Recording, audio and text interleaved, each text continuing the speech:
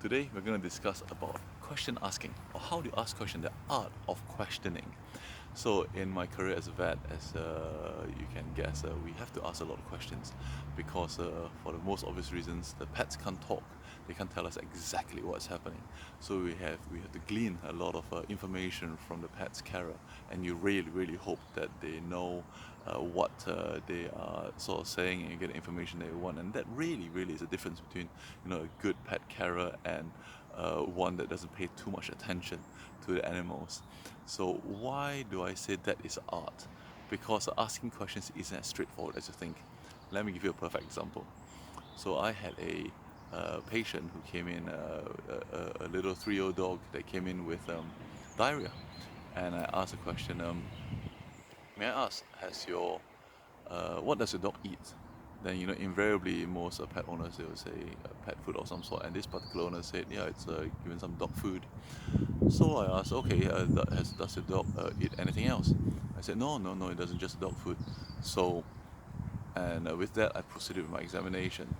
And after that, his son volunteered information that on Sunday he has Sunday roast, and on a Sunday afternoon they have cream tea, like proper cream tea, scones, jam, and everything. And obviously, being in Devon, it's always clotted cream first, then the jam, not the other way around. That's Cornish. So I was a bit puzzled. I was like, okay, may I ask, why do you not mention that when I asked you, what does a dog eat? Do you not think that was significant? I said, well, it's just cream tea. And over time, I've learned that most owners, or a lot of owners, they don't relate that to food. They just think it's something different because it is a treat or something like that. And I've asked them before. I said, so, and by asking the right question, I get all sorts of different answers right now. So these days, I don't really ask what does a dog eat. I ask specifically if I want to find out exactly what is happening. I will ask what goes into your dog's mouth, like literally what goes into your dog's mouth, apart from the food and water. Then you get also interesting answers. You get biscuits for treats, for training. You get, there was a person that always give toast in the morning because that's all part of it. And so that is more interesting. And I would have gotten those answers if I asked the same question as I did before. So, I live and learn. Another example would be I saw this dog that was 5 years old, brought in by, let's call him Mr. T. And I said, Mr. T, has a dog, and at this point of time, my team was trying to get a medical history of this dog, and Mr. T said, "No, this dog. I've not brought the dog to the vet before." So when they saw me, and I started noticing that he used also different jargons like UTI, urinary tract infection, and all these sort of things.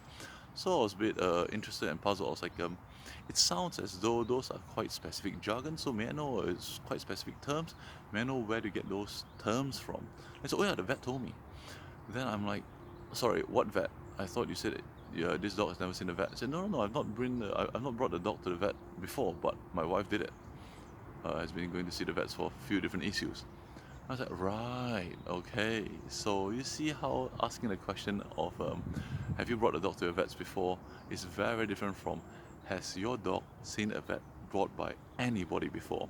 Then suddenly you get this whole plethora of information that you wouldn't have gotten from asking the original question. How interesting is that?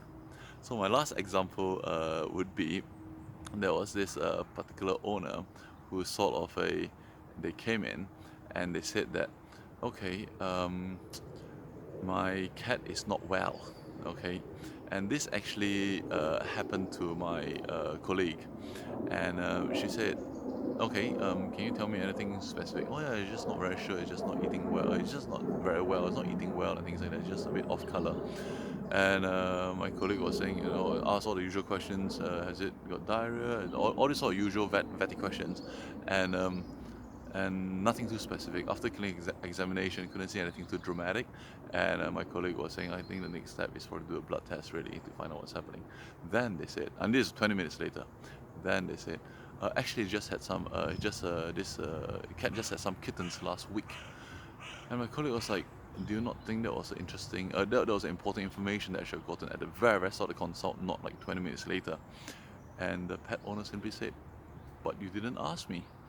So how interesting, so these are things that I've learned and found out over the career from my own experience and my friends' experiences who are vets, that you have to ask the right question, the more specific questions, to get the answers that you want, because um, it the information volunteered out by the other party may not be as straightforward as you think it is.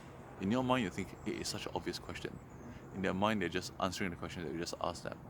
So think about any sort of experience that you have had, then you get a very different answer depending on what sort of questions that you ask, and comment below. I look forward to seeing you in the next live event. This is Amity.